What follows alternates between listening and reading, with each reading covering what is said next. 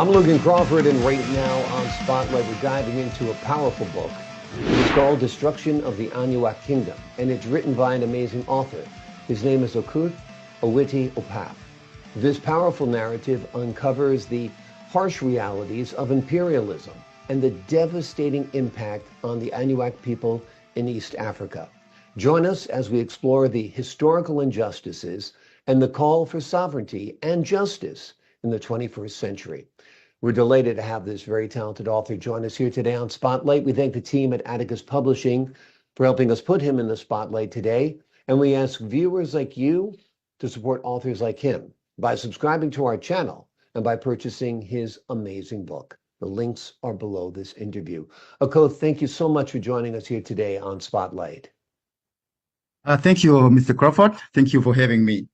It's my pleasure. This is a powerful read, a powerful book, lots of great information out there to folks who might not know about this culture, might not know about this civilization. Tell us what inspired you to write Destruction of the Anewaa Kingdom. Yeah, thank you, Mr. Crawford.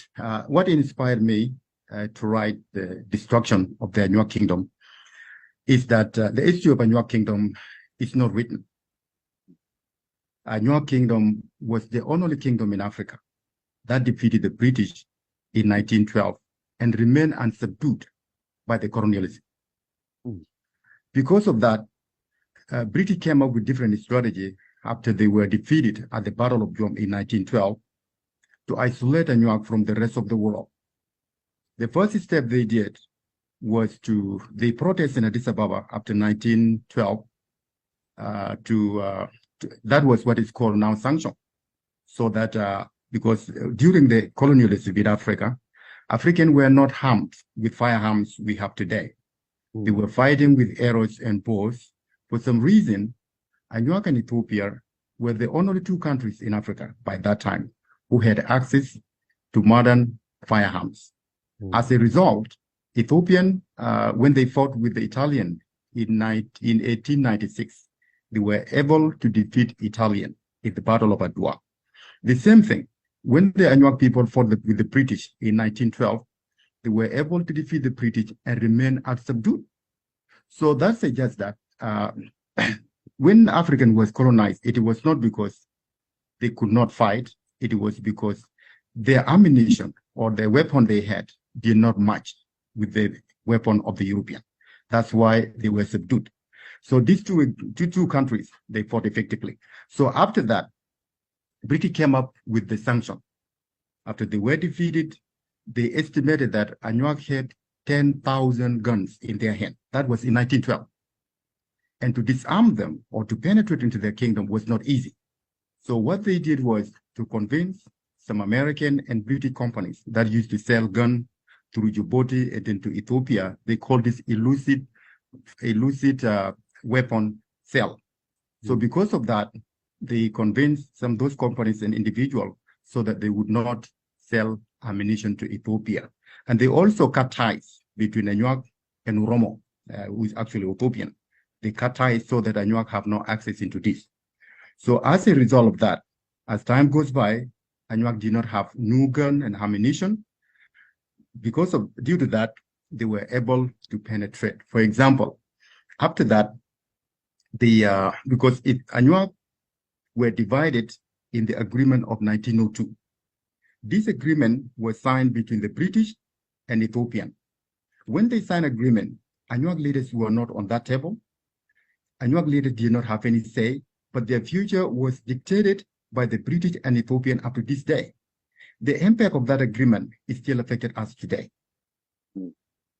Amazing, amazing. The community today, the Anewaa community today, still strives for independence. Tell us about some of the current challenges and hurdles that they face in their quest for independence. Okay, so let me take you back a little bit so that you understand better the situation they are in. After these two agreements, after the agreement they signed, now its implementation faced a strong resistance from the Anewaa on the ground, because even Ethiopians themselves knew that Anewaa Kingdom was another country. It was not part of Ethiopia. And the agreement they signed, they put the border within the Anewaa Kingdom. There were 7 rivers flow from within the Anua kingdom.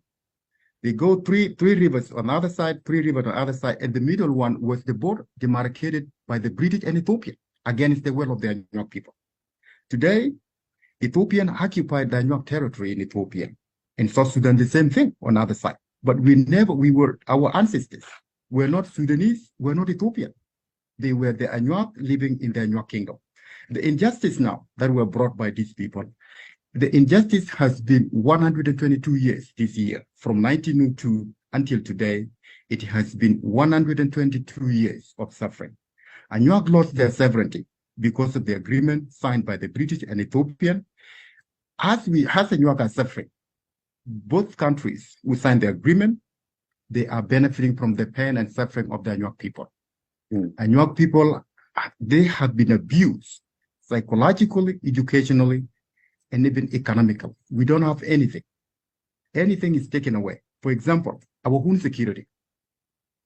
Our own security is at risk because we are not in charge of our own country. People who are our enemy are ruling us. For example, in 2003, Ethiopian government decided that they want to eliminate Anuak from Gambela, from their land. This is their land, but Ethiopians do not want Anuak to be Ethiopian. Instead, they want their land. One way to get their land was to eliminate them from their land. And that means they committed genocide against the Anuak people in Gambela in 2003. Even up to this day, nothing has been done. The world is silent. Anuak issues have not get anywhere. I've not even heard. This is the first time I wrote this book. This is the first time for the voice of the Anuak people to get outside of the Anuak kingdom, so that people know the suffering we went through and what need to be done. Because justice and accountability in 21st century, these are the things that Anuak need. We need justice, accountability, and sovereignty of the Anuak nation. Is there any hope on the horizon that you will get that sovereignty, that you will get that independence, that you will be liberated? I think at the movement, this is the first time now the issue of Anuak people is raised. I wrote this in the book so that from now on, Anuak, for their survival, they have 2 choices. Either all of them united and be in one country or become independent country as they used to. But the struggle is better than the situation they are in now, because each year the situation is getting worse. Describe a little bit the situation there right now. The situation right now, as I just mentioned earlier, these people, they are divided into 2. In South Sudan side, you will not see Anuak people in the government. They are marginalized in the national government. They are marginalized in the state government, and they don't have any say in their affair. Okay. Last year, there was a big issue in South Sudan. That's where I'm from. There was an Anuak who was a military leader. He was a colonel in the army, was assassinated by the current government of Sudan. Because there was a demand that we need to have our own state. In a state to be marginalized, we need our own state, and the government rejected, and they accused this man of being a rebel. How come someone is a rebel and is in the uniform of the is in uniform in the country and is also deployed by the very government where he was? Because he was with his people, they assassinate him in September 2023. That's the situation we are in on South Sudan side. And we are not represented in the national level. We are not visible, even though we are there. So on the Ethiopian side, completely marginalized, which is awful, completely disempowered, which is awful, without a voice, without a say, without representation. It's a true struggle for freedom. And hopefully the world hears your words through this wonderful book, because it's an important book. What do you hope readers take away from your book? What do you hope they learn from your book? Okay, let me come to Ethiopian side, and then I will come to that. Okay, so on Ethiopian side, as we speak, in 2022, there was all OLM, Ethiopian rebels. Actually, they are fighting in Oromia. For some reason, they also came to Gambela, which is the Anuak region, attacked Gambela town, and Ethiopian forces who were there, they just they're just there. Okay, they came and attacked people. So when Anuak defend themselves because of the attack to protect their citizens, the very people who defend themselves, some of them were arrested, and some of them are still in jail today because they defend themselves. So this government of Ethiopia, it has been doing the same thing. That's why I said earlier, Anuak have put in a situation where they suffer psychological abuse, mental abuse, anything else, all of these are put on them. Imagine someone who defend themselves now taken to the court and convicted because they defend themselves. So we are in a situation where we need help from the international community. Yeah. The suffering Anuak went through, nobody knows. But this is the book where you will learn more about the suffering of the Anuak people. Okay, what my reader will take away is this. There are two things, but they are mixed. Number one, they will learn that Anuak used to be a powerful kingdom. It was brought down by the coalition of Ethiopia and the British. At this time, what the Anuak people seek now is not revenge. We need British and Ethiopia to redo their agreement so that would relieve the suffering and injustice that they impose on the Anuak people.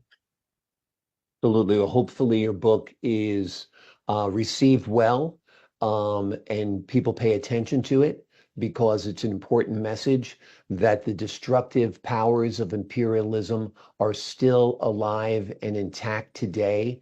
And those chains of imperialism need to be broken immediately for the dignity, the sovereignty, and the independence of the Anywaa people. The name of the book is Destruction of the Anewaa Kingdom. It is a powerful book that uncovers the harsh realities of imperialism and the devastating impact on the Anewaa people in East Africa. Okoth, thank you so much for joining us here today on Spotlight.